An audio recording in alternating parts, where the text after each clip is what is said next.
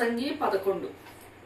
నీ ఆహారంను నీళ్ల మీద వేయుము, చాలా దినములైన తరువాత అది నీకు కనపడును. 7 8 భాగము పంచిపెట్టుము. భూమి మీద ఏమి కీడు జరుగునో నీ వెరుగవు.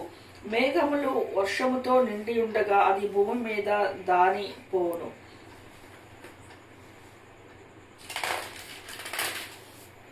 మ్రాను దక్షిణముగా పడినను ఉత్తరముగా పడినను అది పడిన చోటనే ఉండును. గాలిని గుర్తుపట్టువారు విత్తడు, మేఘములను కనిపెట్టువాడు కోయడు.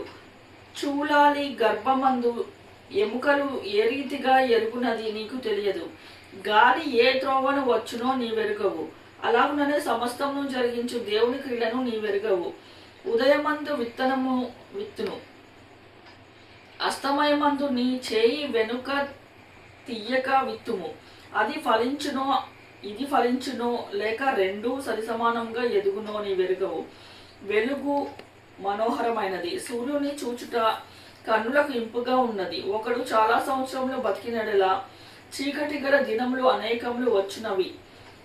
ఎరిగి ఉండి తాను బ్రతుకు దినములన్నీ సంతోషముగా ఉండవలెను. రాబోవున్నదంతయు వ్యర్థమే. యవనుడా నీ యవనమందు సంతోషపడుము, నీ యవన కాలమందు నీ హృదయము సంతుష్టిగా ఉండనిమ్ము. నీ కోరిక చొప్పున నీ దృష్టి యొక్క ఇష్టము చొప్పున ప్రవర్తింపుము. అయితే వీటన్నిటిని బట్టి దేవుడు నిన్ను తీర్పులోనికి తెచ్చునని జ్ఞాపకం ఉంచుకొనుము.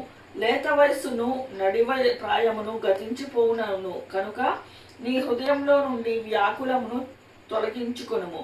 నీ దేహమును చెరుపు దాన్ని తొలగించుకొనుము.